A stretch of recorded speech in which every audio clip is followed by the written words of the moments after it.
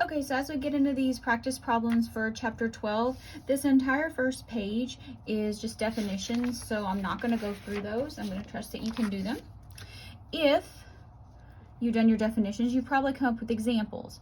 So let's just jump right into the relative strength of these interactions. And remember, there are 4 forces that we're going to be dealing with. So let's start with the strongest one. The strongest one is going to be our ion dipole force. Again, here, think strength of interaction, separation of charges, positive and negative, being attracted to each other, that sort of thing. After ion dipole is going to come hydrogen bonding.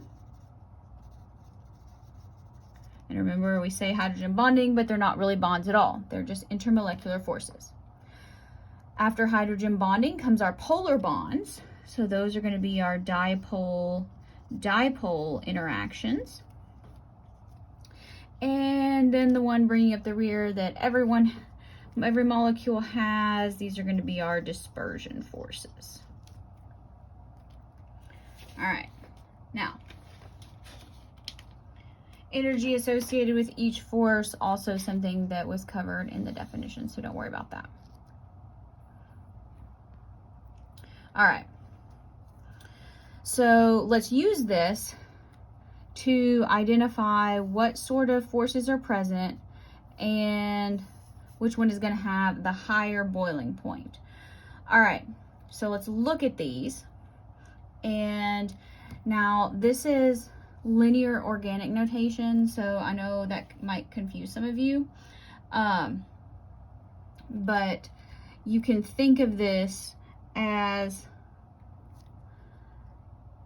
the H's are up here and these are kind of bonds, if you can think of like Lewis structures that way.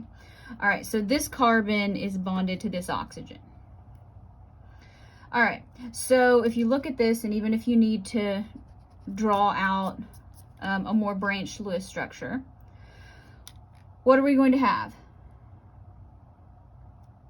Obviously, we're going to have dispersion forces. Yes, because we always have dispersion forces in both molecules. So dispersion forces is always a correct answer. Okay, now, what else? Does this have polar bonds? Yes, the carbon-oxygen bond is a polar bond, so that's going to be dipole-dipole. Okay, and so again, let's just kind of work our way on up here. Can it have hydrogen bonding?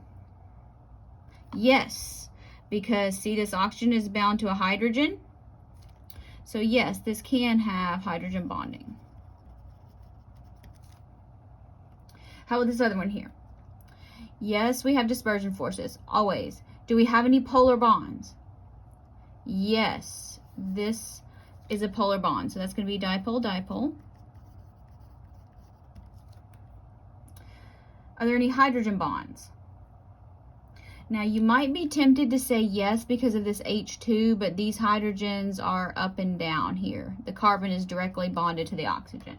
So this oxygen does not have any hydrogen bound to it, so there is no hydrogen bonding. Now, which one has the higher boiling point? So to boil, we need to break all of these forces so it can escape to a gas phase. So a higher boiling point is going to be the one with the strongest forces because it's going to take more energy to break the bonds. So that would be this one. Which one has the strongest bonds? This one. All right. So here we know they both have dispersion forces. Does this one have any polar bonds? Yes. The carbon-nitrogen bond is polar, so it has, I'm just going to say DD, dipole-dipole.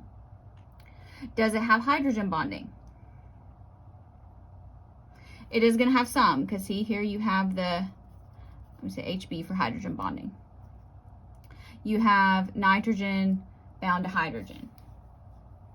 So that'll work. We don't have any ions here, so we can't have ion dipoles. We know dispersion forces. Are there polar bonds? Yes. The carbon-fluorine bond is polar, so it's going to have dipole-dipole.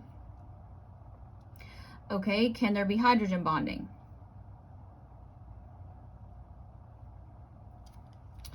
Well, not really, because this really looks like this. Okay? There's no hydrogen bound to this fluorine. So this is a very polar bond, but there's not any classic hydrogen bonding going on. So this one has more hydrogen bonding, stronger forces, higher boiling point. Okay? Next here. MgCl2 or PCl3. MgCl2 is what kind of compound? Please tell me you said ionic. I hope you said ionic. If you said ionic, great.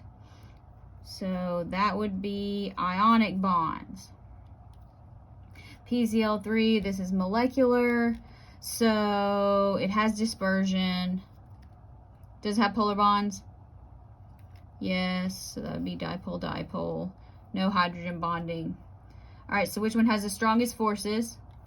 Ionic bonds are the strongest, so it would take a lot more energy to break. Okay, now let's take some carbon compounds. All right, obviously they're all going to have dispersion. Do any of these have polar bonds? Nope. Carbon-hydrogen bond is not polar. How do we determine? Well, if you wrote your definitions correctly, you would say that this increases with the higher molar mass, because it's a larger molecule, so there's more opportunities for these dispersion forces to happen. So this is the one with the higher boiling point.